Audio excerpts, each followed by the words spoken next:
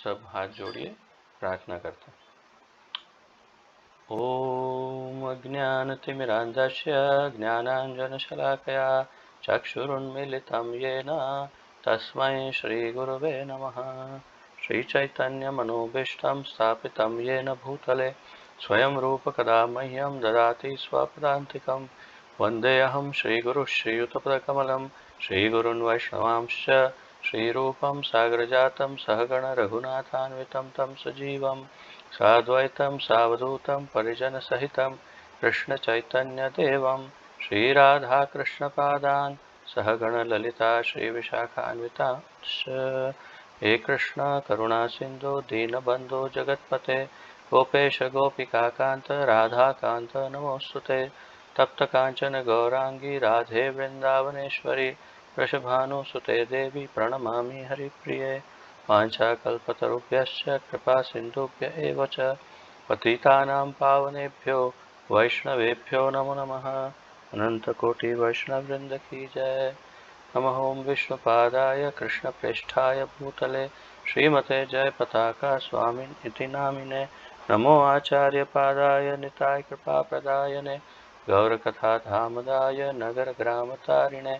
नमः ओं विष्णुपादाय कृष्णप्रेष्ठाय भूतले श्रीमते भक्तिवेदान्त स्वामिन् इति नामिने। नमस्ते सारस्वते देवे गौरवाणी प्रचारिणे निर्विशेष शून्यवादी पाश्चात्य देशतारिणे। जय श्री कृष्ण चैतन्य प्रभु नित्यानंद श्री अद्वैत गदाधर श्रीवासादि गौर भक्त वृंद। हरे कृष्ण कृष्ण कृष्ण हरे हरे हरे राम राम राम हरे हरे। हरे कृष्ण कृष्ण कृष्ण हरे हरे हरे राम राम राम हरे हरे। हरे कृष्ण कृष्ण कृष्ण हरे हरे हरे राम राम राम हरे हरे। आप सबका बहुत बहुत स्वागत है इस अत्यंत दिव्य चर्चा में, जिसके अंतर्गत हम बहुत ही महत्वपूर्ण ग्रंथ लघु ग्रंथ की चर्चा कर रहे हैं। और ये ग्रंथ है भगवान श्री चैतन्य महाप्रभु, उनका जीवन तथा शिक्षामृत।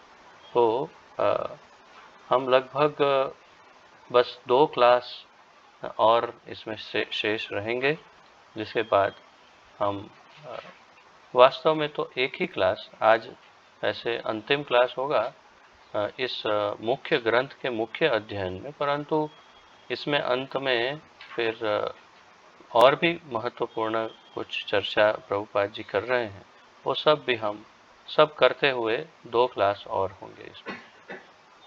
तो कल हमने प्रकाशानंद सरस्वती के साथ जो महाप्रभु की लीला है उसकी चर्चा की और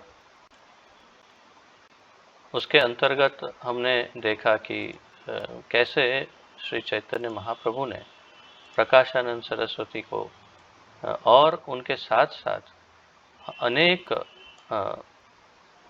मायावादी सन्यासियों को सबका हृदय परिवर्तित किया। अपनी इसमें सबसे महत्वपूर्ण हमारे लिए ध्यान रखने वाली बात यह है कि महाप्रभु ने ये सब जो कुछ भी किया वो अपनी विनम्रता से उनका हृदय जीता। उन्होंने अपनी भगवत्ता से उनका हृदय नहीं जीता। तो ये बहुत ही विशेष बात है, हमारे लिए बहुत महत्वपूर्ण बात है और ये अद्वितीय बात है कि ये चीज़ें हमें अपने जीवन में सीखनी चाहिए। क्योंकि क्या होता है कि कई बार हम विनम्रता को भूल करके कठोरता पूर्वक कभी-कभी हम जो है प्रचार करने का प्रयत्न करते हैं, तो उससे ये नुकसान होता है कि सामने वाले प्रभावित नहीं होते। यदि हम अत्यंत कटु वाक्य या कठोर वाक्य या कठोर व्यवहार तथा यदि हम कभी-कभी अहंकार से या द्वेष से या बहुत उनको तुच्छ समझते हुए, अपने आप को बहुत ही शुद्ध और उत्तम भक्त समझते हुए यदि हम ऐसे सब व्यवहार करते हैं, जब प्रचार करते हैं, तो उसका फल लगभग शून्य की तरह ही आता है और सामने वाले प्रभावित नहीं होते। परंतु चैतन्य महाप्रभु ने यहाँ पर सर्वोत्तम जो प्रचार के लक्षण हैं, प्रचारक के लक्षण हैं, उनको अपने आचरण द्वारा, जैसे हमेशा कहते हैं महाप्रभु, आपनी आचरी सिखाई मुँह सबाइनु, तो अपने आचरण द्वारा उन्होंने ये सिद्ध किया। तो हमें भी अपने आचरण द्वारा ये दूसरों को प्रभावित करना चाहिए और उन्हें कृष्ण भक्ति की तरफ ले आना चाहिए। तो वास्तव में हमारा आचरण जो है वो अत्यंत महत्वपूर्ण है। यदि हम विनम्रता पूर्वक आचरण नहीं करेंगे तो सामने सबके पास अपना अपना अहंकार होता है। कोई भी ऐसा नहीं कि जिसके पास अपना स्वयं का अहंकार, ईगो ना हो। और सबके पास ज्ञान है, सबके पास अनुभव है, सब विद्वान है। कोई एक ऐसा जीव ढूंढ के दिखाइए जो विद्वान ना हो, सब विद्वान है। तो सबके पास ज्ञान है, सब अहंकारी है, सबके पास अपने आप को बड़ा समझने का भाव है, सबके पास है। परंतु यदि विनम्रता पूर्वक हम ये सिद्ध करेंगे तो अपने आप वे प्रभावित हो जाएंगे। जैसे आपको अगर स्मरण होगा तो महाप्रभु ने जैसे ही विनम्रता पूर्वक ये कहा कि मैं तो बहुत मूर्ख हूँ शुरुआत में, और इसलिए मेरे गुरु ने मुझे गुरु मोरे मूर्ख देखी करिला शासन। तो मुझे मूर्ख देखकर मेरे गुरु ने मुझे आदेश दिया कि तू तो मूर्ख है, तो मैं तो महामूर्ख हूँ। तो उन्होंने पहले तो अपनी विनम्रता प्रदर्शित की। उसके पश्चात उन्होंने जब प्रकाशानंद सरस्वती ने उनसे कुछ पूछा तो उन्होंने कहा था बोलने के लिए, फिर भी उन्होंने विनम्रता पूर्वक सभी सन्यासियों से आज्ञा प्राप्त की कि यदि आप सब आज्ञा दे तो मैं कुछ निवेदन करूं, और आपको यदि अच्छा नहीं लगेगा तो फिर आप इसका कुछ बुरा मत मानिए। ये तो उनकी विनम्रता से इतने प्रभावित हुए सब सन्यासी कि सब ने एक स्वर में कहा कि हम आपको वचन देते हैं, हम आपकी बात का बुरा नहीं मानेंगे।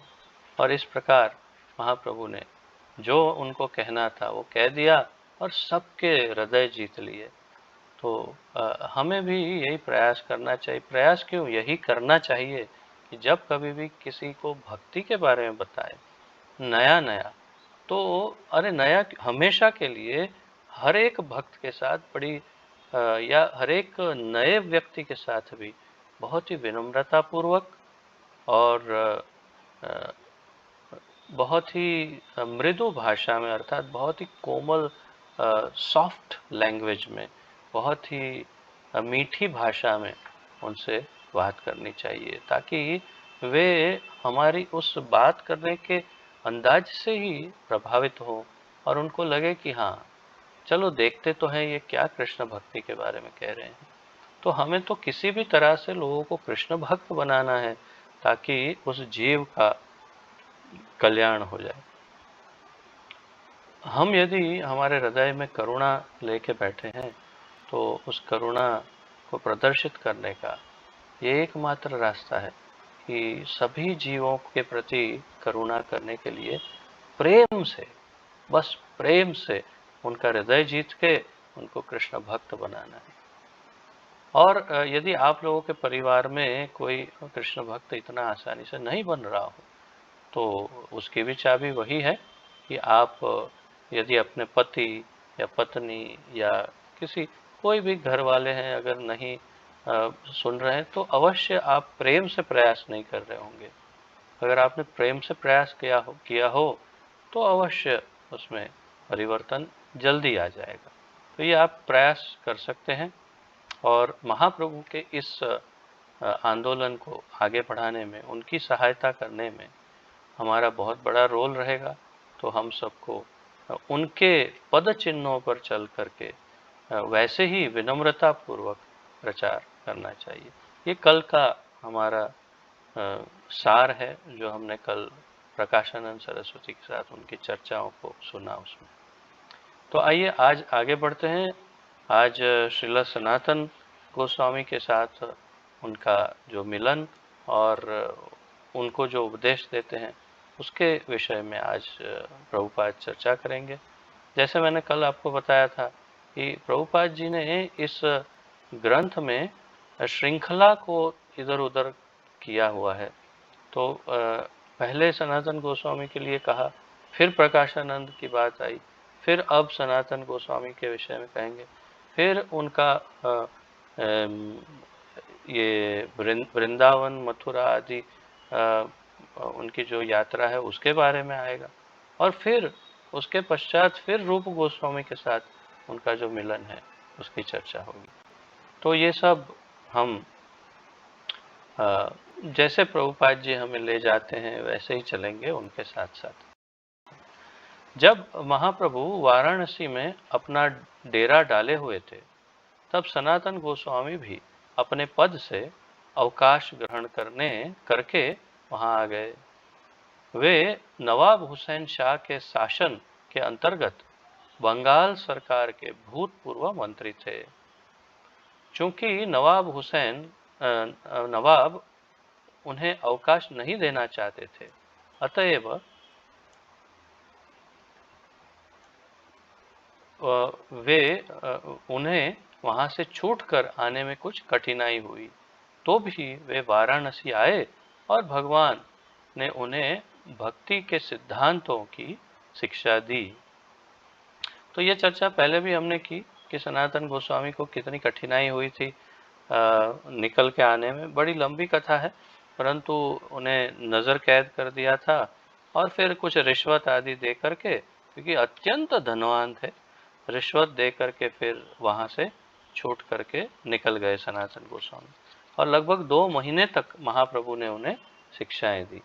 तो ये उनके मिलन का चित्र है। श्री सनातन गोस्वामी आप ध्यान पूर्वक देखेंगे तो उनके दांतों के बीच में घास का तिनका है।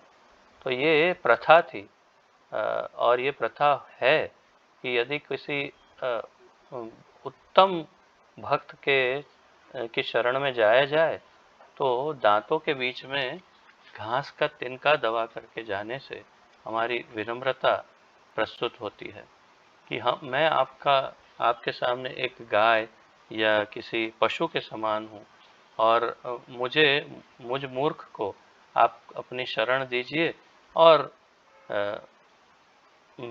मेरा उद्धार कीजिए। तो इसी भाव से, और विशेष रूप से भगवान के सामने तो ऐसी विनम्रता आवश्यक है। तो इसी भाव से जो है सनातन गोस्वामी और सभी गोस्वामी जब भी महाप्रभु के सामने प्रस्तुत हुए तो ये लिखा हुआ है कि सब अपने दांतों के बीच में घास का तिनका दबा करके ही महाप्रभु के सामने प्रस्तुत होते थे, ताकि महाप्रभु अत्यंत प्रसन्न होकर उन्हें तुरंत स्वीकार कर ले। तो हमने पढ़ा था कि किस प्रकार रिश्वत दे करके वहाँ से भाग निकलने में सफल हुए थे सनातन गोस्वामी, और अब वे पहुँच गए हैं वाराणसी, महाप्रभु से मिले और 2 महीने तक उनसे शिक्षाएं ग्रहण की।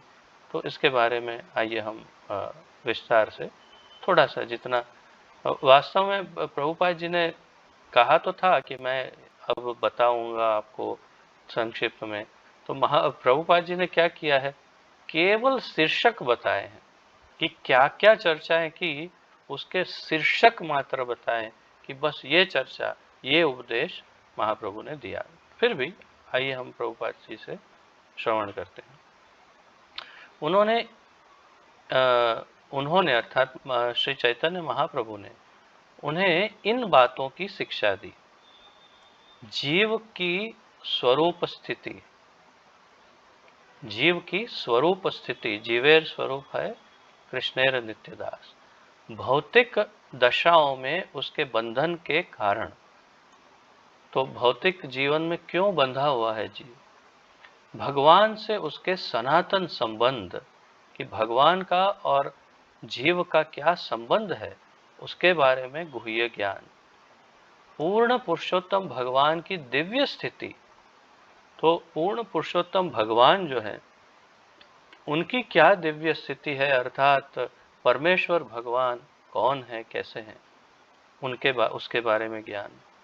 विभिन्न पूर्णांश अवतारों में उनका विस्तार, तो विभिन्न पूर्ण अंश अवतारों में उनका विस्तार, मतलब स्वयं भगवान कृष्ण, और फिर वे किस प्रकार अपने आप को अलग अलग नारायण रूप में प्रकट करते हैं। 3 विष्णु के अवतार, उनका चतुर्व्यूह अवतार, वासुदेव, संकर्षण, प्रद्युम्न, अनिरुद्ध प्रद्युम्न, और फिर किस प्रकार अलग अलग अवतारों में अपने आप को विस्तरित करते हैं वे, वो सारा वर्णन उन्होंने किया। ब्रह्मांड के विभिन्न भागों पर उनका नियंत्रण, तो ब्रह्मांड में कहाँ कहाँ क्या क्या नियंत्रण करते हैं उसकी चर्चा। उनके दिव्य धाम की प्रकृति, अर्थात दिव्य उनका चिंतामणि धाम, गोलोक वृंदावन धाम का वर्णन। भक्ति कार्य, तो भक्तिमय कार्य क्या क्या है उसका वर्णन। उनके विकास की विभिन्न अवस्थाएं, तो भक्तों की और भक्तिमय कार्यों से किस प्रकार विकास में क्या क्या अवस्थाएं हैं उसके बारे में चर्चा। आध्यात्मिक पूर्णता प्राप्त करने की क्रमिक अवस्थाओं के विधि विधान। आध्यात्मिक पूर्णता क्या है? अगर एक वाक्य में उत्तर दें तो, या एक यूं कहिए संक्षिप्त में उत्तर देना हो, तो आध्यात्मिक पूर्णता है भगवान के प्रेम की और प्रेममय सेवा की प्राप्ति। तो भगवान की प्रेम और प्रेममय सेवा की प्राप्ति यदि हो तो वही जीवन की पूर्णता है। तो आध्यात्मिक पूर्णता प्राप्त करने की क्रमिक अवस्थाओं के विधि विधान, तो जैसे हम भक्ति रसामृत सिंधु में देख चुके हैं, जैसे श्री रूप गोस्वामी ने बताया कि किस तरह क्रम से हम भक्ति में उन्नति प्राप्त करके भगवत प्रेम प्राप्त कर सकते हैं। तो ये ही ज्ञान महाप्रभु ने सनातन गोस्वामी को भी दिया है। विभिन्न युगों में विभिन्न अवतारों के लक्षण तथा शास्त्रों के अनुसार उनकी पहचान करना। तो महाप्रभु ने ये भी उनको प्रकाशित किया कि कौन से शास्त्रों में कहाँ कहाँ कौन से अवतारों के बारे में वर्णन है और किस प्रकार उनकी पहचान की जाए इत्यादि। तो यहाँ पर मैंने जैसे कहा, प्रभुपाद जी ने केवल उनके ये शीर्षक ही दिए हैं, कोई भी गुह्य ज्ञान की चर्चा यहाँ पर वे नहीं कर रहे हैं। श्री चैतन्य चरितामृत में सनातन गोस्वामी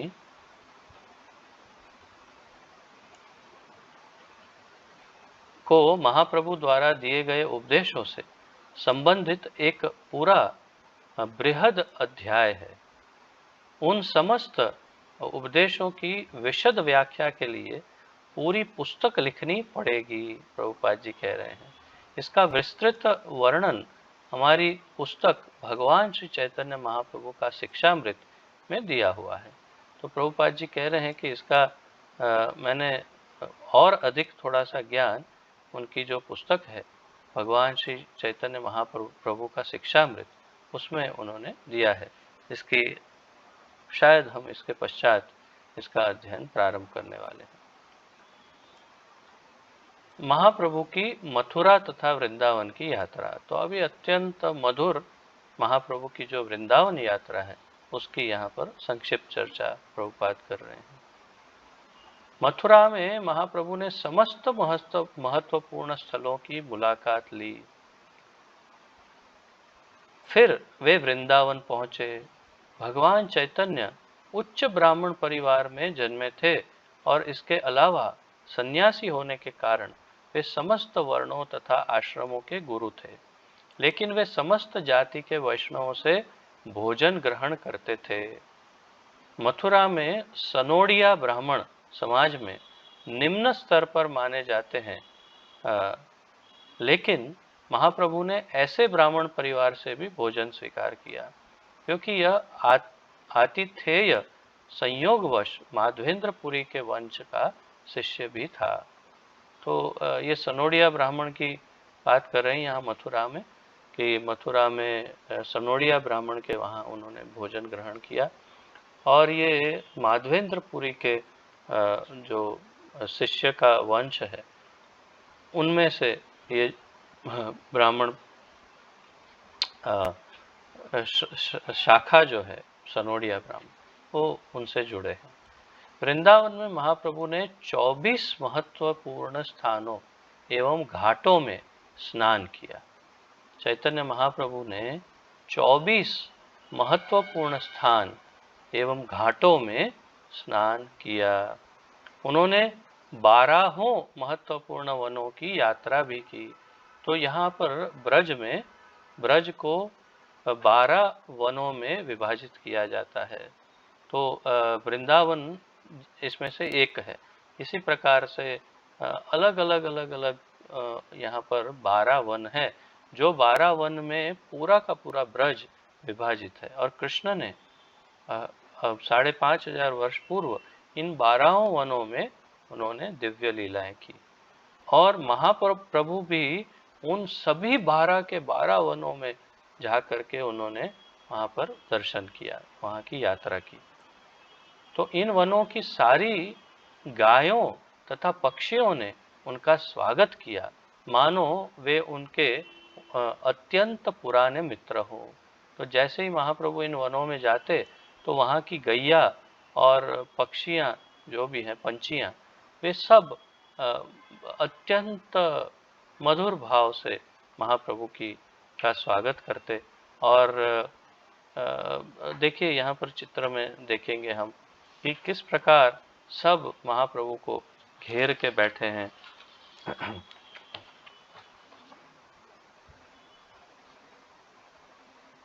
तुरंत सभी पक्षी, हिरन है, गाय, सब उनको अचानक एकदम से घेर लेते हैं, और महाप्रभु अत्यंत भावावेश में हर एक वन में, हर स्थान पर महाप्रभु अत्यंत भाव में आ जाते हैं। ये सब वर्णन प्रभुपाद करते हैं यहाँ पर। तो जैसे उन्होंने पहचान लिया हो कि अरे ये तो वही है जो इतने वर्षों तक कहीं खो गया था, हमारा कन्हैया, वैसे ही ये सब गैया और पंछियाँ सब उनका स्वागत करते थे। महाप्रभु उन वनों के सारे वृक्षों का आलिंगन भी करते जाते थे, और ऐसा करते हुए उनमें दिव्य आनंद के लक्षण प्रकट हो जाते थे। तो आप देखिए महाप्रभु हर एक वन में वृक्षों को आलिंगन करते थे, और आलिंगन करते ही उनमें दिव्य भाव प्रकट होते थे। कभी कभी वे मूर्छित हो जाते, किंतु कृष्ण के पवित्र नाम का कीर्तन करने पर उन्हें पुनः चेतना आ जाती। तो महाप्रभु जब इस दिव्य भावावेश में आ जाते, वृक्षों को आलिंगन करते, तो कभी कभी उनके अष्ट सात्विक विकारों के उत्पन्न होने के कारण कभी कभी मूर्छित हो जाते, मूर्छित होके गिर जाते। फिर जब संगीगण हरे कृष्ण कीर्तन, हरिनाम संकीर्तन करते, तो उनकी मूर्छा टूट जाती। वृंदावन के वन के भीतर यात्रा के समय उनके शरीर में जो लक्षण दृष्टिगोचर हो रहे थे, वे अद्वितीय तथा अवर्णनीय थे, और हमने केवल उनकी रूपरेखा ही दी है। तो प्रभुपाद जी कह रहे हैं कि जब ये वृंदावन में विचरण कर रहे थे महाप्रभु, तब उनके शरीर में जो भी अष्ट सात्विक विकार या दिव्य भाव, जो दिव्य लक्षण उत्पन्न हो रहे थे, उनकी केवल रूपरेखा, अर्थात कि बस थोड़ा सा उनके बारे में वर्णन किया है, वास्तव में वो अवर्णनीय है। प्रभुपाद जी कह रहे हैं कि वो अवर्णनीय है। वर्णन करना लगभग असंभव समान है और अद्वितीय है, अर्थात कि कोई उसकी तुलना नहीं कर सकते। ऐसे लक्षण उनके शरीर में, दिव्य शरीर में प्रकट होते थे।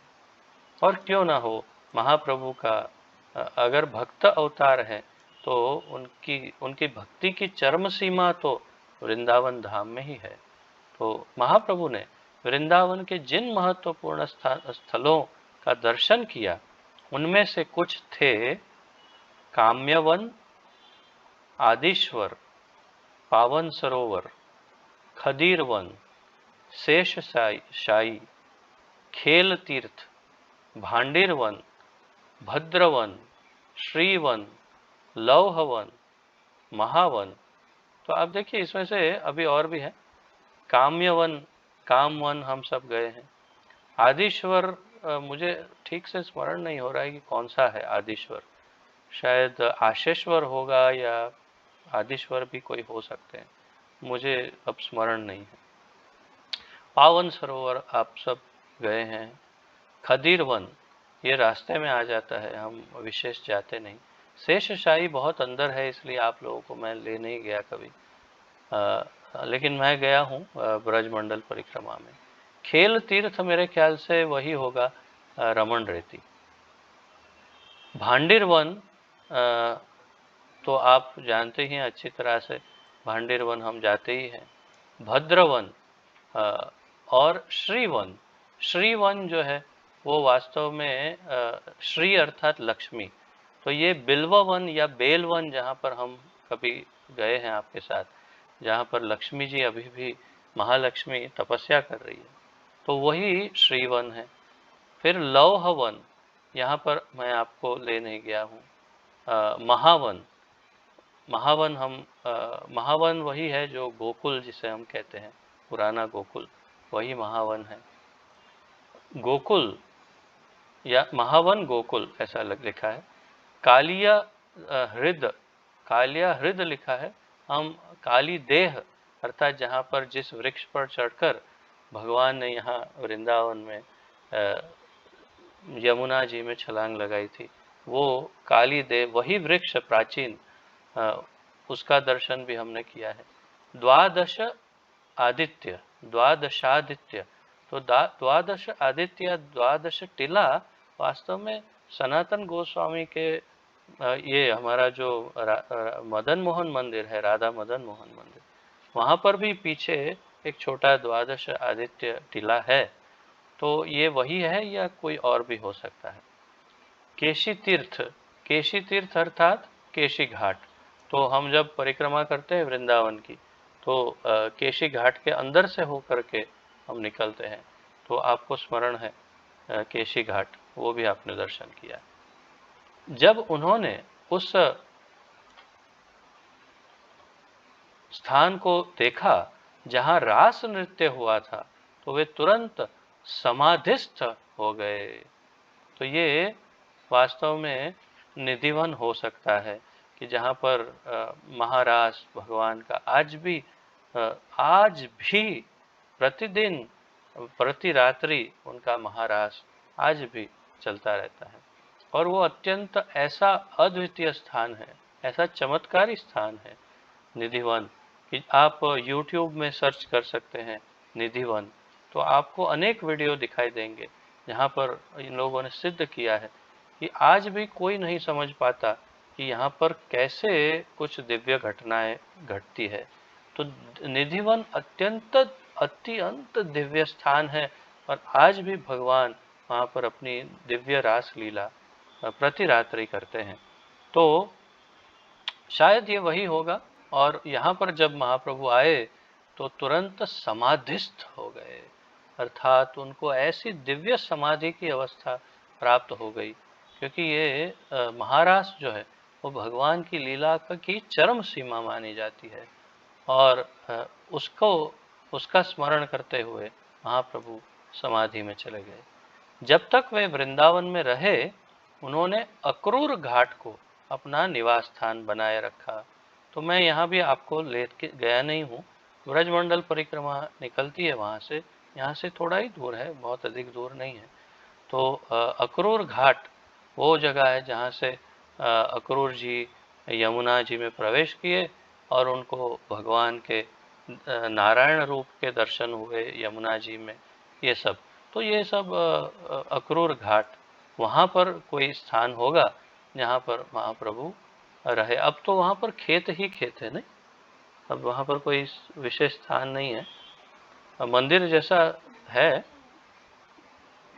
परंतु मूल रूप से वहाँ पर आजू बाजू में खेत और ऐसे, क्योंकि अब तो यमुना जी वहाँ से बहुत दूर चली गई, इसलिए वहाँ घाट नहीं है। तो वहाँ पर उस समय 550 वर्ष पूर्व महाप्रभु निवास किए होंगे। अब महाप्रभु प्रयाग जाते हैं, ये शीर्षक है। महाप्रभु प्रयाग जा रहे हैं। महाप्रभु के निजी सेवक कृष्णदास विप्र ने उन्हें वृंदावन से माघ मेले के अवसर पर स्नान करने के लिए प्रयाग जाने के लिए प्रेरित किया। तो माघ महीने में जब प्रयाग में कुंभ मेला लगता है, तो या फिर प्रयाग का स्नान जहाँ पर जिसका महत्व है, वहाँ पर ले जाने के लिए उनके सेवक कृष्णदास ने प्रेरित किया महाप्रभु को, और महाप्रभु ने उनका ये प्रस्ताव स्वीकार किया। महाप्रभु ने ये प्रस्ताव मान लिया और वे प्रयाग के लिए रवाना हो गए। रास्ते में उन्हें कुछ पठान मिले। पठान तो आप शायद जानते ही होंगे कि जो काबुल या गांधार, आज जिसे कांदहार कहते हैं अभी, तो वो पहले गांधार था। तो वो सब जगह जो है पूरा, वहाँ पर पठान लोग रहते हैं। वो मुसलमान हैं, परंतु थोड़े से अलग प्रकार के होते हैं। जैसे भारत के पठान, क्षमा कीजिए, भारत के मुसलमान अलग हैं, पाकिस्तानी मुसलमान अलग है, पठानी मुस्लिम अलग है, अरबी मुस्लिम अलग है। तो ये थोड़ा कुछ अंतर होता है, परंतु है मुस्लिम सब। तो ये पठान लोग जो हैं बड़े शूरवीर माने जाते हैं, बहुत ही हिम्मत वाले और बहुत ही शक्तिशाली माने जाते हैं, बहुत ही ताकतवर। तो ये कुछ पठान लोग उन्हें रास्ते में मिल गए, जिनमें से एक विद्वान मौलाना थे। तो एक जो थे वो उनमें भी जैसे हमारे में संत होते हैं, वैसे उनमें मौलाना होते हैं जो अत्यंत ज्ञानी होते हैं। तो महाप्रभु की इस मौलाना तथा उनके साथियों से कुछ बातें हुई, तो उन्होंने मौलाना को विश्वास दिलाया कि कुरान में भी भागवत धर्म तथा कृष्ण का वर्णन है। ये मैंने भी कहीं पर थोड़ा पढ़ा था इसको, कि वास्तव में भगवान के शरीर के बारे में, उनके दिव्य शरीर के बारे में वर्णन कुरान में भी है। और ये लोग कहते हैं कि ये तो काबा पत्थर का वर्णन है, परंतु वास्तव में भगवान के शरीर का वर्णन है कि उनका शरीर का रंग काला है और इत्यादि। तो कृष्ण का वर्णन कुरान में है, ये बहुत निश्चित बात है। और भागवत धर्म का वर्णन कुरान में है, और जो ज्ञानी है वो इस बात को स्वीकार करते हैं। तो ये मौलाना सचमुच ज्ञानी थे, और जब महाप्रभु ने ये सब बताया उनको, तो फलस्वरूप सारे पठान ने उनके भक्ति संप्रदाय को स्वीकार कर लिया। तो ये सब पठानों ने महाप्रभु के भक्ति संप्रदाय को स्वीकार किया और इस्लाम धर्म का त्याग किया उन्होंने, और ये सब भक्त बन गए। तो देखिए ये चित्र में वो पठानों से जो उनकी भेंट है, महाप्रभु के पास ये पठान सब आए हैं और उनसे चर्चा हो रही है, उसका दिव्य दर्शन।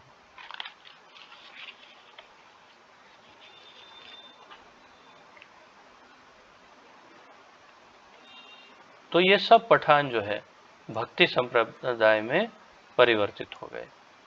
जब वे प्रयाग आ गए महाप्रभु, तो श्रील रूप गोस्वामी तथा उनके सबसे छोटे भाई जिनका नाम है अनुपम, तो उनसे बिंदु माधव मंदिर के निकट मिले। इस बार प्रयाग के निवासियों ने महाप्रभु का पहले से अधिक आदरपूर्ण स्वागत किया। प्रयाग के उस पार स्थित आडेल गांव के निवासी वल्लभ भट्ट ने अपने गांव में उनका स्वागत करने वल्लभ भट्ट अपने गांव में उनका स्वागत करने वाले थे। लेकिन तो ये यहाँ पर वर्णन है कि प्रयाग गए महाप्रभु और ये दोबारा गए, क्योंकि पहले गए थे उससे अधिक भाव से, प्रेम से वहाँ के लोगों ने महाप्रभु का स्वागत किया। अब सब लोग महाप्रभु को जानने लगे हैं सब जगह पर। और उस नदी के उस पार आडेल गांव है। उस आडेल गांव में वल्लभ भट्ट अर्थात जिसे हम आज वल्लभाचार्य के नाम से जानते हैं, वो वल्लभ भट्ट उस गांव में रहते थे। तो उस समय उन्होंने महाप्रभु को अपने घर आमंत्रित किया कि वे उनके घर को पावन करें महाप्रभु। तो ये उनके घर जाने के लिए निकले जब, तो रास्ते में क्या हुआ सुनते हैं। लेकिन वहां जाते समय महाप्रभु यमुना नदी में कूद पड़े। बड़ी ही कठिनाई से उन्हें मूर्छित अवस्था में पकड़कर बचाया गया। तो ये बड़ी संक्षिप्त में कथा बता दी प्रभुपाद जी ने, स्वाभाविक है, परंतु वैसे ही महाप्रभु अंदर भाव पूर्ण अवस्था में कूद पड़े नदी में और बड़ी मुश्किल से उनको बाहर निकाला। और ये बड़ी लंबी कथा है। यहाँ पर देखिए आप उसका चित्र देख सकते हैं। और उनको नाव में फिर एक मछुआरा बचा कर लाता है, ऐसा कुछ है। अब मैं भी अच्छी तरह स्मरण नहीं कर पा रहा हूँ, परंतु यहाँ चित्र में वो दिखाया है कि वो अत्यंत भाव से, देखिए नाव में जा रहे हैं दूसरी और जा रहे वल्लभ भट्ट के घर, वल्लभाचार्य के घर, और कूद पड़े नदी में, यमुना जी में। वल्लभ भट्ट, हाँ, तो अब अंत में वे वल्लभ भट्ट के स्थान पर गए। तो अंत में वल्लभाचार्य के घर चले गए। वल्लभ भट्ट महाप्रभु के मुख्य प्रशंसकों में से एक थे। आज अगर वल्लभाचार्य के संप्रदाय में देखे तो उन लोगों में कहीं ऐसा कोई वर्णन वो लोग करते नहीं हैं, परंतु हमारे तो कई ग्रंथों में ये सब बहुत स्पष्ट वर्णन है। वल्लभाचार्य के साथ उनकी जो भी मुलाकातें हैं ये तो यहाँ 2-4 लाइन में कही है, परंतु लंबा लंबा वर्णन चैतन्य चरितामृत आदि सभी ग्रंथों में बड़े विस्तार से ये सब वर्णन है कि उनके बीच में क्या चर्चाएं हुई और कैसी मुलाकातें हुई, कितनी बार मुलाकातें हुई, ये सब वर्णन है। और बड़ा स्पष्ट कहा है कि वल्लभाचार्य चैतन्य महाप्रभु के अत्यंत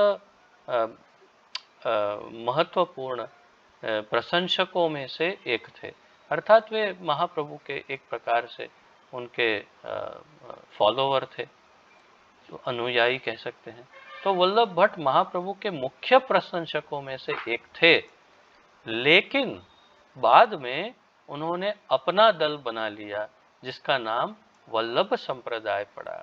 तो बाद में उन्होंने अपना अलग से दल बनाया जिसको पुष्टि मार्ग या पुष्टि संप्रदाय या वल्लभ संप्रदाय के नाम से आज जाना जाता है, जो मुख्य रूप से गुजरात में अधिक प्रचलित है।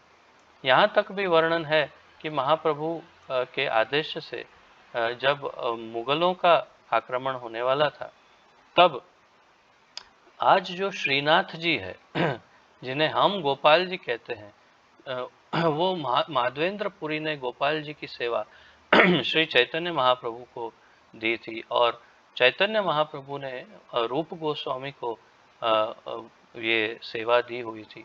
और जब मुगलों को आक्रमण होने वाला था, तब श्री रूप गोस्वामी ने यही विग्रह, गोपाल जी का विग्रह, वल्लभाचार्य के पुत्र विठल नाथ मेरे ख्याल से उनको दे दिया था कि आप इनकी सेवा करिए। तो वल्लभाचार्य थे उस समय भी, तो वल्लभाचार्य ने फिर उनकी सेवा स्वीकार की और तब से वे श्रीनाथ जी के नाम से प्रचलित हुए। तो आज के जो गोपाल जी हैं, आज के जो श्रीनाथ जी हैं, वो हमारे गोपाल जी हैं वास्तव में।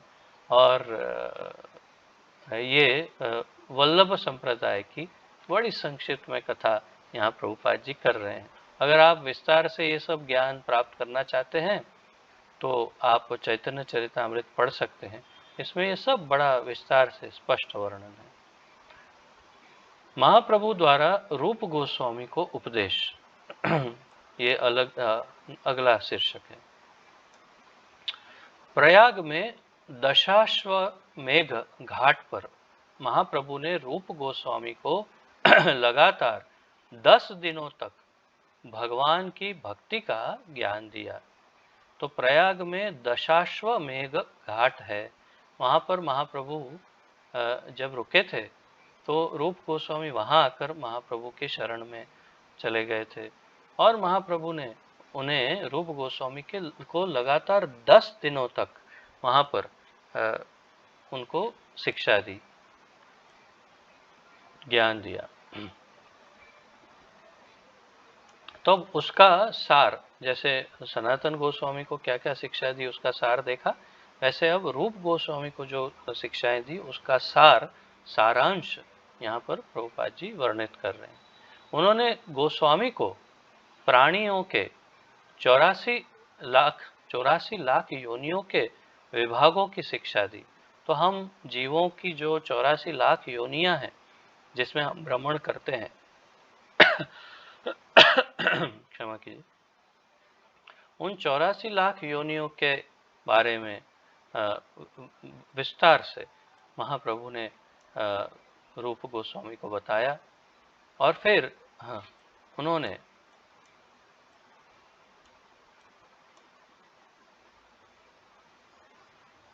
मनुष्य योनि के विषय में शिक्षा दी। तो 84 लाख योनियों में से 4 लाख योनियां मनुष्य की है, तो 80 लाख ही अन्य पशु पक्षी आदि है, उसमें से 4 लाख तो मनुष्य की योनियां हैं। तो ये सब विस्तार से महाप्रभु ने रूप गोस्वामी को बताया। उन्होंने मनुष्य में से वैदिक सिद्धांतों के अनुयायियों के विषय में, अब देखिए मनुष्य योनियों में भी पहले बताया 4 लाख मनुष्य योनियां, अब उसमें से और अधिक बता रहे हैं कि उसमें से वैदिक सिद्धांत वेदों को मानने वाले अनुयायियों के विषय में बताया। फिर इनमें से सकाम कर्मियों के बारे में बताया। फिर इनमें से ज्ञानियों तथा ज्ञानियों में से मुक्त आत्माओं के विषय में बताया। और उन्होंने बताया कि कुछ ही ऐसे लोग हैं जो वास्तव में भगवान श्री कृष्ण के शुद्ध भक्त हैं।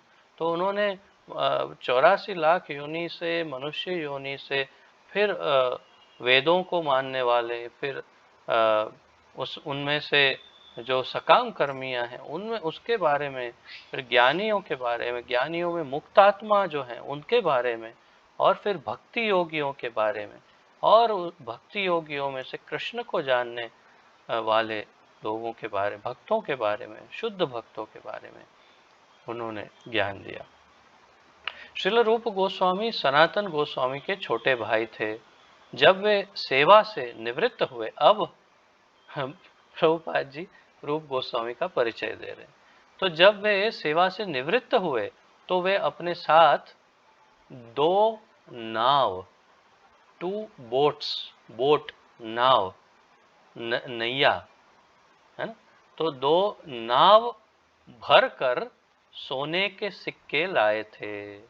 जब रिटायर हुए रूप गोस्वामी, और भी प्री मैच्योर रिटायरमेंट, अर्थात अभी समय समाप्त नहीं हुआ था, जल्दी रिटायरमेंट ले लिया। जैसे लीलामृता लक्ष्मी ने VRS ले लिया, प्री मैच्योर रिटायरमेंट लिया 20 साल में, वैसे रूप गोस्वामी भी प्री मैच्योर रिटायर हो गए और उसमें उनको 2 नाव भर के उनके पास सोना था। अब नाव की साइज नहीं बताई है, आप समझ रहे हैं ना, तो वो कितना सोना होगा, उसमें कितने सिक्के होंगे, उसकी गणना करना लगभग असंभव है हमारे लिए। परंतु मीडियम साइज की नाव, आप बंगाली नाव के बारे में आप अधिक जानते हैं, ऐसी कोई नाव। तो अर्थात वे अपनी नौकरी से संचित कई लाख रुपए लाए थे, प्रभुपाद जी बता रहे, वो भी 50 वर्ष पूर्व कई लाख बता रहे हैं। तो अब तो शायद करोड़ों नहीं बल्कि अरब में होगा। तो कई अरब रुपए के सिक्के वो लाए अपने साथ। फिर क्या किया उन्होंने? उन्होंने गृह त्याग कर भगवान चैतन्य महाप्रभु के पास जाने के पूर्व अपनी संपत्ति इस प्रकार बांट दी। अब किस प्रकार उन्होंने अपनी संपत्ति का विभाजन किया, उसका आदर्श रूप गोस्वामी ने स्थापित किया। 50% भगवान तथा उनके भक्तों की सेवा में उन्होंने लगा दिया। 50% का अर्थ है 2 में से 1 नाव उन्होंने भगवान के भक्त और भगवान की सेवा में उन्होंने इतने सिक्के सोने के लगा दिए। अब बची 1 नाव। 25% संबंधियों में तथा, तो बाकी उसमें से 1 नाव में से आधा, क्योंकि वही 25% हुआ 2 नाव में से। तो आधी नाव धन जो है सोने के सिक्के उन्होंने अपने रिश्तेदारों में, संबंधियों में बांट दिया। और 25% आपातकालीन निजी आवश्यकता के लिए रख दिया। अर्थात कि कभी आपातकालीन स्थिति आए, और वो भी कैसी, कि ऐसा नहीं कि अगर मुझे लगे कि नहीं मुझे अब साधु नहीं बनना, अब कुछ और करना है, तो कभी भविष्य में काम लग सकता है, ऐसा नहीं। भक्ति में ही कोई ऐसी आपातकालीन स्थिति आए जब महाप्रभु को धन की आवश्यकता पड़ जाए या भक्तों को जरूरत पड़ जाए, तो ऐसी अवस्था के लिए उन्होंने 25% अर्थात कि आधी नाव सोने के सिक्के किसी बैंक में जमा कर दिए। और पता नहीं कितना ब्याज आता होगा उसका। इस प्रकार से उन्होंने समस्त गृहस्थ, हमारा तो क्या है, हम तो ऐसे ही कैलकुलेशन करते रहते हैं, हम तो भौतिकवादी लोग हैं सब।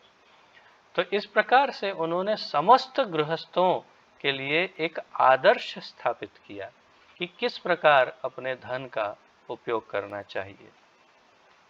महाप्रभु ने गोस्वामी को भक्ति के विषय में शिक्षा देते समय भक्ति की तुलना एक लता से की और उपदेश दिया कि इस भक्ति लता को शुद्ध भक्तों के प्रति किए गए अपराध रूपी मत्त हाथी से अत्यंत सावधानी से बचाना चाहिए।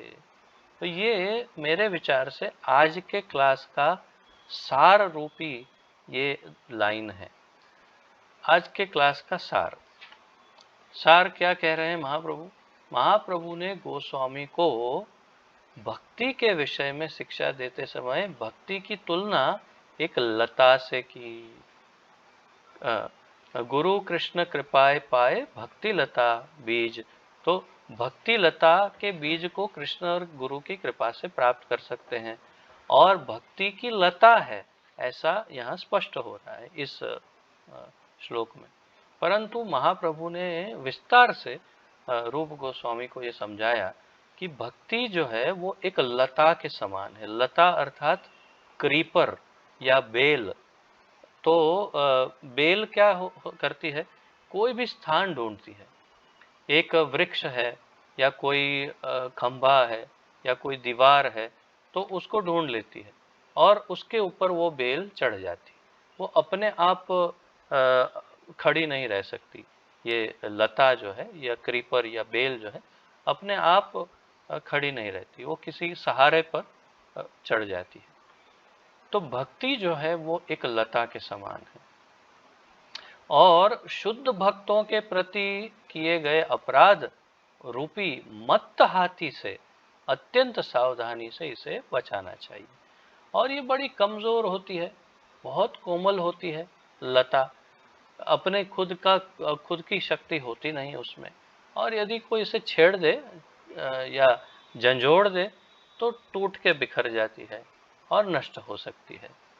तो लता को, और विशेष रूप से कभी किसी गार्डन में कोई उन्मत्त हाथी, पागल हाथी यदि घुस जाए तो जितनी लताएं हैं सब वृक्ष सबको उखाड़ के फेंक देता है हाथी। तो महाप्रभु रूप गोस्वामी को कह रहे हैं कि यदि किसी वैष्णव के चरण कमलों पर अपराध हो जाए तो वो उस उन्मत्त हाथी की तरह है। वो मत्त हाथी की तरह है कि जो मत्त हाथी उस भक्ति की लता को, उस लता को अपने पैरों से कुचलकर सूंड से खींचकर फेंक देता है, उखाड़ देता है। तो यदि किसी भक्तों के प्रति अपराध हो जाए तो समझना चाहिए कि हमारी भक्ति लता नष्ट हो सकती है और फिर उसका कोई दूसरा उपाय नहीं है। जैसे हमने पिछले से पिछले क्लास में चर्चा की थी, तो महाप्रभु भी उन्हें यही सबसे महत्वपूर्ण ज्ञान दे रहे हैं कि हमेशा अपनी भक्ति लता को वैष्णव अपराध से बचा के रखो। यदि कोई वैष्णव अपराध हो जाए तो उन्मत्त हाथी की तरह आकर के इस भक्ति लता को उखाड़ के फेंक देगा। तो इसलिए वैष्णव अपराध मत करो। इसके अतिरिक्त इस लता की रक्षा इंद्रिय भोगों की इच्छाओं से, अद्वैतवादी मुक्ति से तथा हठ योग प्रणाली की सिद्धि से भी करनी होगी। महाप्रभु ने और 3 महत्वपूर्ण बताई। ये भक्ति लता को और 3 वस्तुओं से बचाना होगा।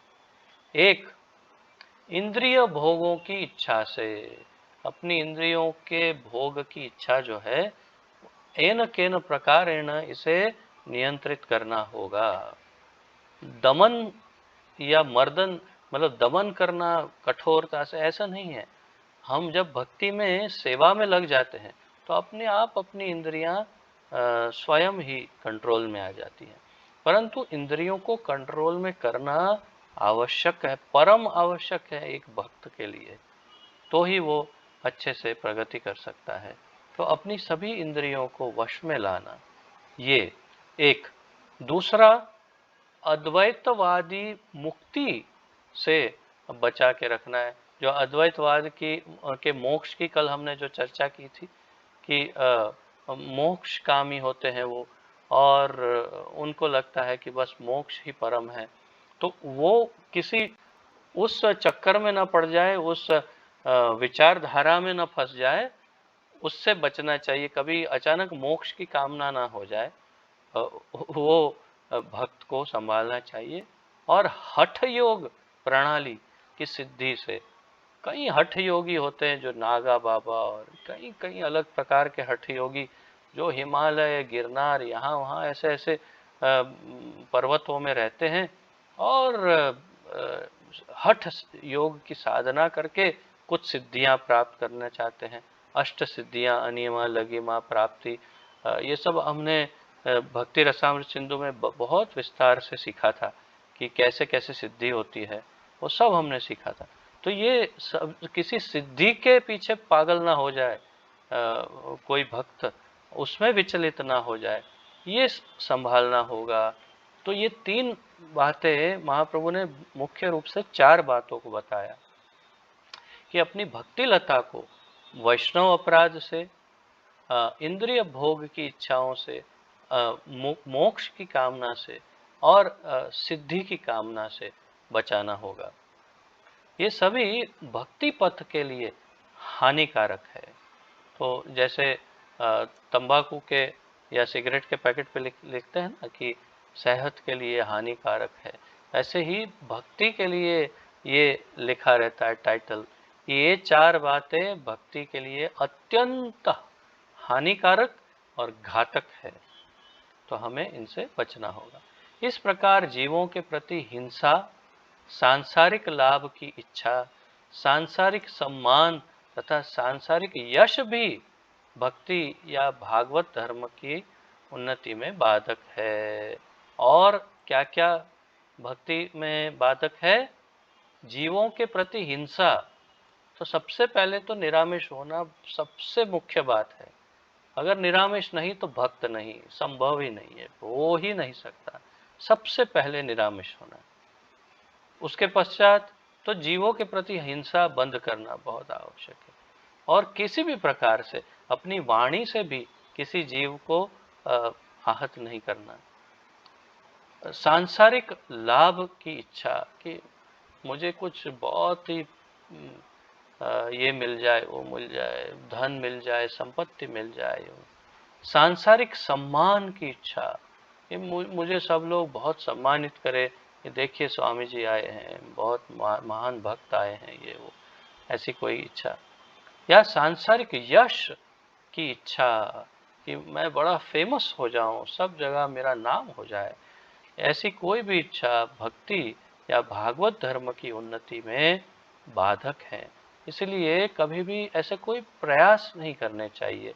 तो जैसे रूप गोस्वामी कहते हैं प्रयासश्च, तो प्रयास नहीं करना चाहिए, विशेष प्रयास नहीं करना चाहिए। जैसे हम ये क्लास कर रहे हैं, इस क्लास का वीडियो हम बना करके यूट्यूब चैनल पर डालते हैं, तो और हम अपने भक्तों के बीच में इसका लिंक शेयर करते हैं। सब लोग जो हमारे निजी सर्कल के जितने लोग हैं, केवल उनमें ही इसकी लिंक हम भेजते हैं और भक्त देखते हैं। तो कभी 10, कभी 20, कभी 25 ऐसे व्यूज़ आ जाते हैं। और कभी आप YouTube में देखेंगे तो ऐसे कई हैं जिनके कभी कुछ हजारों में, कभी लाखों में, और कुछ के तो करोड़ में व्यूज़ आते हैं। और आप जब भी उन वीडियो को देखेंगे तो वे अवश्य बताएंगे वीडियो में, यदि आपको हमारा ये वीडियो अच्छा लगा तो अवश्य हमारी चैनल को सब्सक्राइब करिए और बेल आइकन दबाना मत भूलिएगा। इस प्रकार से तो हमारे वीडियो में कभी भी आपको ऐसा कोई मैसेज सुनने नहीं मिलता है। क्यों? क्योंकि हम ऐसे यश के पीछे या ऐसी कोई भी सांसारिक उपलब्धियों के पीछे नहीं है। हम केवल यही चाहते हैं कि प्रभुपाद जी का ये ज्ञान जो योग्य है उन तक पहुंच जाए, बस यही हमारी सेवा है और यही हमारा सेवा का प्रयत्न है। तो हम कोई विशेष प्रयत्न नहीं करते जिससे ये सांसारिक सिद्धि या प्रसिद्धि प्राप्त हो, और भक्तों को ऐसी कोई विशेष प्रयत्न नहीं करना चाहिए जिससे सांसारिक लाभ, प्रतिष्ठा या सुख या ऐसा कुछ भी प्राप्त हो। कोई विशेष प्रयत्न नहीं करना चाहिए। स्वाभाविक रूप से कुछ आ रहा है तो आने दो और भगवान की सेवा में लगा दो, बस। शुद्ध भक्तिमय सेवा को इंद्रिय तृप्ति की समस्त इच्छाओं, सकाम महत्वाकांक्षाओं तथा अद्वैतवादी ज्ञान के संवर्धन से मुक्त रखा जाना चाहिए। और भी बता रहे हैं कि शुद्ध भक्तिमय सेवा को इंद्रिय तृप्ति की समस्त इच्छाओं से, वो तो पहले भी बताया, सकाम महत्वाकांक्षाओं, ये भी बताया कि महत्वाकांक्षा है कि मेरी ये इच्छा है, मेरी इतनी ये हो जाए, प्रसिद्धि हो जाए, ये हो जाए। अद्वैतवादी ज्ञान के संवर्धन से मुक्त रखना चाहिए। मनुष्य को सारी उपाधियों से मुक्त होना चाहिए। सर्वोपाधि विनिर्मुक्तम तत्परत्वेन निर्मलम ऋषिकेन ऋषिकेश सेवनम भक्तिर उच्यते। तो सर्वोपाधि विनिर्मुक्तम, ये सबसे मुख्य है। सर्व उपाधियों से मुक्त हो जाना चाहिए भक्त के। तत्परत्वेन निर्मलम, उसके बाद निर्मल विनम्रता के साथ ऋषिकेन ऋषिकेश, अपनी इंद्रियों के द्वारा ऋषिकेश, जो इंद्रियों के स्वामी हैं, उनकी सेवा करनी चाहिए। सेवनम भक्तिर उच्यते, उसी को भक्ति कहते हैं। भक्ति उसी को कहते हैं। तो सबसे पहले तो सभी उपाधियों से मुक्त हो जाना चाहिए। मैं ये हूँ, मैं वो हूँ, मेरा ऐसा है, मेरा वैसा है, ये सब उपाधियों से मुक्त होकर और विनम्रता पूर्वक। तो प्रभुपाद जी आगे कह रहे हैं, दिव्य शुद्धता को प्राप्त कर लेता है तब वह शुद्ध इंद्रियों के द्वारा भगवान की सेवा कर सकता है। तो वो यही श्लोक का यहाँ पर अनुवाद दे रहे हैं प्रभुपाद जी। जब तक इंद्रिय भोग की या परमेश्वर से एकाकार होने की या योग शक्तियों को प्राप्त करने की इच्छा रहती है, तब तक शुद्ध भक्तिमय सेवा की अवस्था प्राप्त करने का प्रश्न ही नहीं उठता। तब तक शुद्ध भक्तिमय सेवा प्राप्त करने की अवस्था प्राप्त करने का प्रश्न नहीं उठता। तो ये बहुत महत्वपूर्ण है कि इन वस्तुओं से बचा जाएगा, तभी शुद्ध भक्ति प्राप्त होगी। मैं भी कभी कभी सोचता हूँ, विचार तो आएगा ही कि मान लो किसी कारणवश, जैसे ये यूट्यूब है या किसी ऐसे प्लेटफॉर्म पर हम अपने लेक्चर रखते हैं, जैसे हमारा वृंदावन के बारे में एक जो मैंने वीडियो रखा था लगभग 2018 में, जब आप लोग यात्रा के लिए आने वाले थे कुछ भक्त, तब मैंने आपको एक ऑनलाइन लेक्चर दिया था कि वृंदावन में कैसे रहना चाहिए, और वो यूट्यूब में डाला। तो वो स्वाभाविक रूप से ही कृष्ण की इच्छा से कुछ अधिक प्रचलित हो गया। जहाँ पर हमें 10, 20, 50 व्यू मिलते हैं, उस वीडियो पे 2700 के करीब व्यू मिले हैं, और अभी भी प्रतिदिन 4-5 लोग उसको देखते ही रहते हैं। तो वो वीडियो किसी प्रकार से प्रचलित हो गया है। तो कभी ऐसा विचार आता है कि हाँ, जैसे ये बाकी सब हैं उनके जैसा अगर हमारा वीडियो और ज़्यादा प्रचलित हो जाएगा, फिर दूसरे वीडियो भी प्रचलित हो जाएंगे, और फिर सब लोग हमारी चैनल को ज़्यादा सब्सक्राइब करेंगे, क्योंकि 1000 लोग यदि चैनल को सब्सक्राइब करते हैं तो वीडियो आपके जो वीडियो है वो और अधिक लोगों में फैलना शुरू हो जाता है। ऐसा यूट्यूब का सिस्टम है। अभी हमारे चैनल में लगभग 400 के करीब सब्सक्राइबर हैं। तो कभी ऐसे विचार आते हैं कि तो फिर तुरंत ये बात की घंटी दिमाग में बजना शुरू होती है कि अगर लाखों में सब्सक्राइबर होंगे, अगर लाखों लोग आपके वीडियो देखने लगेंगे, तो आप श्री श्री हमारे ठाकुर ठाकुरानी की सेवा जो है उसके प्रति ध्यान देना बंद कर देंगे, और आपका जो ये मन मन मूर्ख है, मन जो है वो फिर भागेगा उन प्रसिद्धियों के पीछे, वो उनकी वाहवाह के पीछे, और कितने लाइक और कितने डिसलाइक मिले वो देखने के पीछे। तो मन को मैं कभी कभी घंटी बजा के समझाने का प्रयत्न करता हूँ कि प्रसिद्धि मिलेगी तो हमारे ठाकुर ठाकुरानी की जो सेवा है शायद छूट भी सकती है। इसलिए गलती से भी, भूल से भी प्रसिद्धि की ओर मत देखना। अगर प्रसिद्धि स्वाभाविक रूप से आ गई तो ठाकुर जी की सेवा में लगाने का प्रयत्न करना, नहीं आई तो ठाकुर जी बहुत दयालु हैं, और जो प्रसिद्ध नहीं है उन्हें पहले सेवा में शायद ले सकते हैं। तो हम तो यहाँ उनकी सेवा में हमेशा के लिए नियुक्त होने के लिए वृंदावन में आए हैं, हम प्रसिद्ध होने नहीं आए। तो ये मैं अपने उदाहरण से बता रहा हूँ कि ये जो प्रसिद्धि या ऐसे कोई दूषण है, उनसे हमेशा भक्तों को अपने आप को बचाना चाहिए। तो ये जैसे ऊपर प्रभुपाद जी बता रहे हैं कि जब इंद्रिय भोग की या परमेश्वर से एकाकार होने की या योग शक्ति प्राप्त करने की इच्छा से रहित, तब एक शुद्ध भक्तिमय सेवा की अवस्था प्राप्त करने का प्रश्न नहीं उठता। अर्थात कि जब ये सब प्राप्त हो जाए, इंद्रिय भोगों की इच्छा जागृत हो जाए या योग शक्ति प्राप्त करने की इच्छा जागृत हो जाए।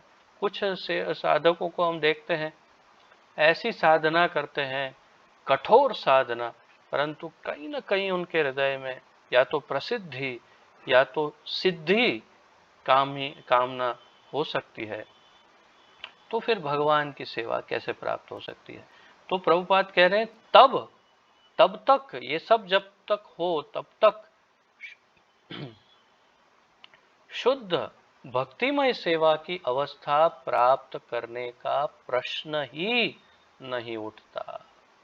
अगर सिद्धि कामी है, मोक्ष कामी है, ज्ञान कामी है, प्रसिद्धि कामी है, धन कामी है, इंद्रिय भोग कामी है, तो भक्तिमय सेवा प्राप्त करने की अवस्था प्राप्त करने का प्रश्न ही नहीं उठता। हमें इन सभी वस्तुओं से हमेशा के लिए बचना होगा, क्योंकि कभी कभी प्रसिद्धि या धन, ऐश्वर्य, ये सब अचानक आ जाता है। कभी कभी सिद्धियां भी आ सकती हैं, और भक्तों के लिए तो सिद्धि बहुत ही आसान है। एक सिद्धि तो लगभग सारे भक्तों को आ ही जाती है, और वो है वचन सिद्धि। अगर वो कुछ बोल देते हैं भक्त, तो लगभग लगभग तो हमने यही देखा है कि वो हो जाता है। और ये बहुत सामान्य सिद्धि है, और इसलिए बहुत सावधान रहना होगा भक्तों को, कि भक्तों की वचन सिद्धि इतनी आसान है कि बचना होगा, क्या बोलते हैं, कब बोलते हैं, क्या विचारते हैं, वो सब बहुत ही नियंत्रण में रखना होगा। हमने तो हमारे गुरु महाराज के आदेशों के अनुसार ये प्रयास कर लिया है। अब लगभग हम लोग घर में अपने अपनी वाणी पर बहुत कंट्रोल रखते हैं। कुछ भी बोलते तो एक दूसरे को सावधान करते हैं, देखो देखो देखो क्या बोलने जा रहे हो, सोचो सोचो सोचो, अपनी वाणी को संभालो। तो कभी ऐसा तो हो जाएगा या वैसा हो जाएगा, ऐसा कभी नहीं बोलते। और अगर अच्छी कोई बात है तो अवश्य बोल देते हैं कि ऐसा हो जाएगा, अर्थात भक्ति प्राप्त हो जाएगी, ऐसा कुछ। परंतु कुछ नेगेटिव, कुछ अयोग्य, बुरा बोलने से बचना चाहिए।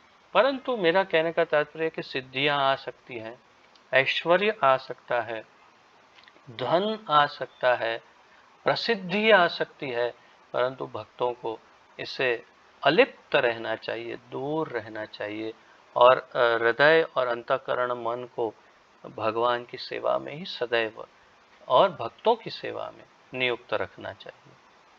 तो हमारे गोस्वामियों ने ये सब सिद्ध करके दिखाया।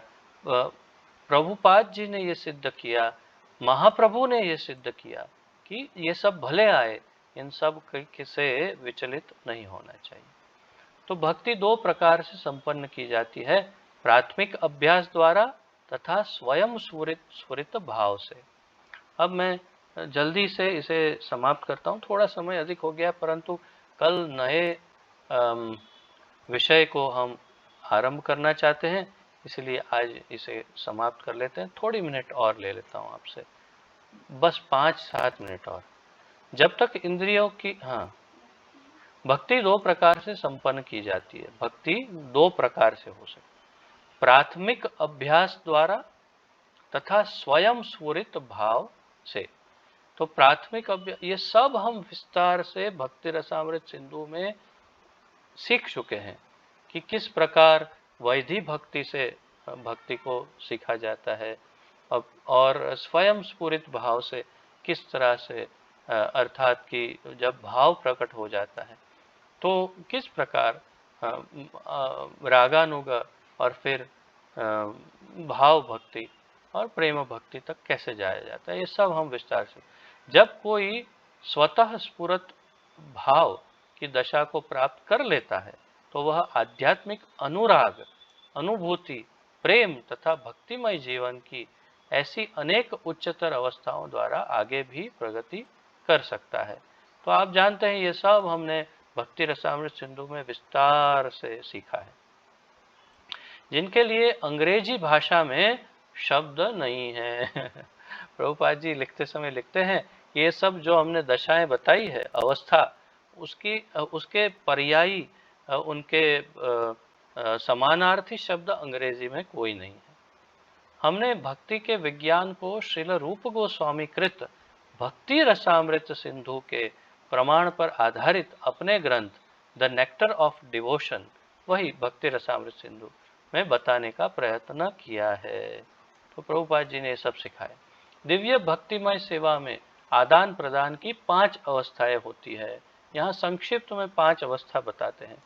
भौतिक बंधन से मुक्ति पाने की के तुरंत बाद आत्म साक्षात्कार की अवस्था शांत अवस्था अर्थात तटस्था अवस्था कहलाती है। तो हमने देखा 5 रस, 5 मुख्य रसों की चर्चा हमने भक्ति रसामृत सिंधु में की थी। उसमें प्राथमिक रस है शांत रस। इसके पश्चात भगवान के आंतरिक ऐश्वर्य के दिव्य ज्ञान के विकास होने पर भक्त दास्य अवस्था में रत होता है। तो दास्य भाव ये द्वितीय भाव है।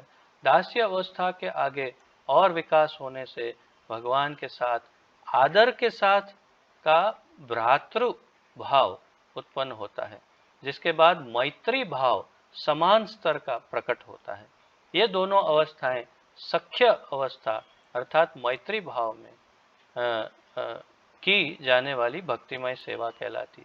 तो आप जानते हैं शांत भाव, दास्य भाव, फिर सख्य भाव, उसके बाद वात्सल्य भाव और माधुर्य। तो इसके बाद चौथा वात्सल्य अवस्था आती है, जिसमें भगवान के प्रति माता पिता के जैसा प्रेम भाव उपजता है।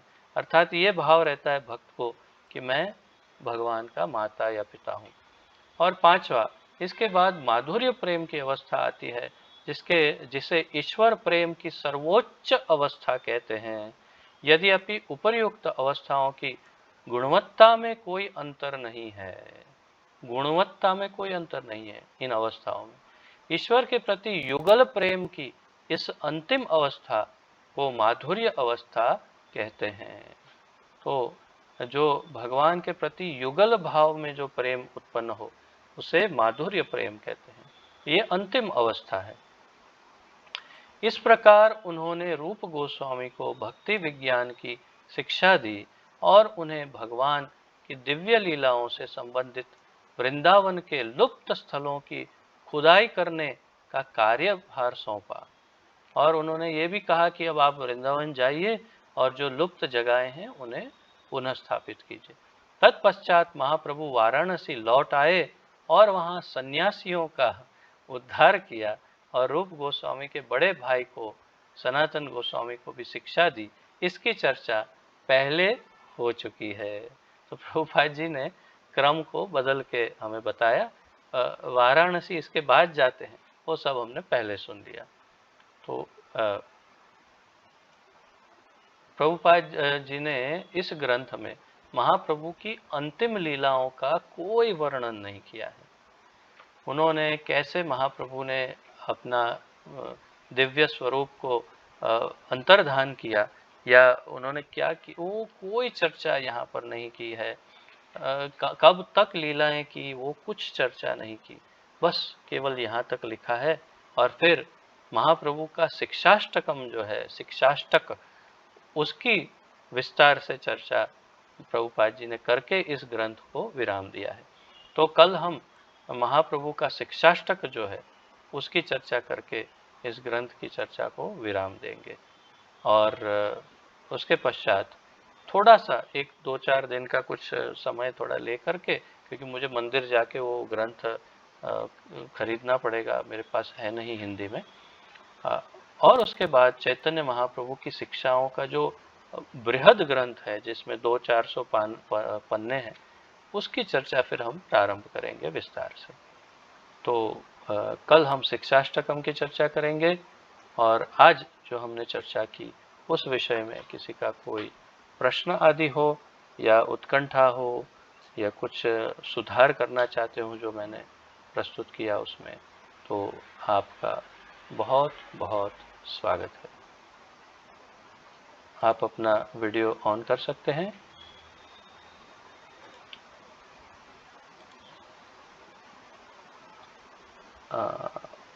हेमंत प्रभु, आप कुछ पूछना चाहते हैं? हरे कृष्ण।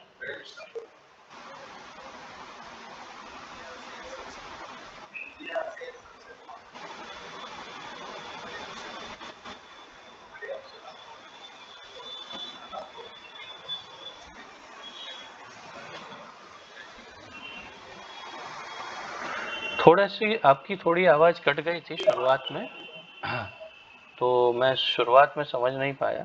इतना इतना केवल इतना ही सुन पाया कि जिह्वा बहुत महत्वपूर्ण है और इसको कैसे कंट्रोल करना वो समझाइए। आगे क्या कहा आपने?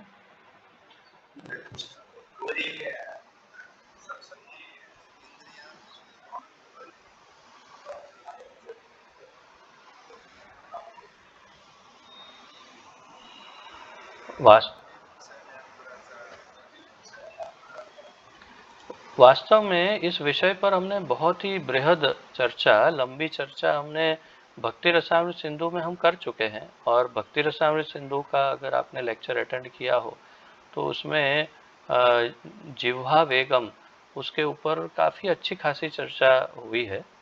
और ये सत्य है कि जिह्वा एक ऐसी इंद्रिय है कि जिसको यदि हम कंट्रोल करते हैं तो जिह्वा वेग से उदर वेग और उदर वेग से उपस्थ वेग, अर्थात जीभ से पेट और पेट से जनेंद्रिया, वो सब तीनों एक ही लाइन में होने के कारण जिह्वा अगर कंट्रोल में आती है तो उदर वेग और उपस्थ वेग सब कुछ कंट्रोल में आ जाता है। तो मुख्य इंद्रिया जिसे कंट्रोल करना चाहिए वो है जिह्वा। अगर हम आहार नियंत्रित लेते हैं, हम क्यों इतने सारे उपवास करते हैं, एकादशी उपवास, ये जैसे ये चतुर्मास या फिर पुरुषोत्तम महीने का उपवास, ये सब क्यों करते हैं? ताकि हमारी जिह्वा कंट्रोल में आए, उससे उदर कंट्रोल में आए और उपस्थ वेग कंट्रोल में आए, तो उससे मन भी शांत रहेगा और मन को हम भगवान की भक्ति में नियुक्त कर पाएंगे और बाकी सारी इंद्रियां अपने आप सब फिर कंट्रोल में आ सकती है, जैसे क्रोध है, अन्य सभी। तो वास्तव में ये जिह्वा जो है वो सबसे अधिक महत्वपूर्ण इंद्रिया है। वो आपके शिक्षा गुरु अक्षय प्रभु जो आपको बता रहे हैं वो सही बता रहे हैं, वो बड़े विद्वान हैं, ज्ञानी हैं। तो तो ये सत्य है। और जिह्वा का दूसरा भी बहुत बड़ा रोल है कि वो बोलती है। तो यदि वो केवल कृष्ण के ही बारे में बोले, केवल भक्ति के ही विषय में चर्चा करे, भगवान के गुणगान ही मात्र करे, यदि कीर्तन ही करे, नाम जप ही करे, तो फिर वो अन्य अनर्थ, प्रलाप या प्रजल्प करने से बच सकती है और दूसरों की निंदा करने से बच सकती है और अनर्गल प्रलाप करने से बचने से वो वैसे भी आपको भक्ति में उन्नत कर सकती है। तो जिह्वा सबसे अधिक महत्व। ठीक है, आप सबका बहुत बहुत धन्यवाद। और किसी का कोई प्रश्न आदि हो तो प्रस्तुत करिए, अन्यथा आज थोड़ा लंबा समय हो गया, विराम लेते हैं।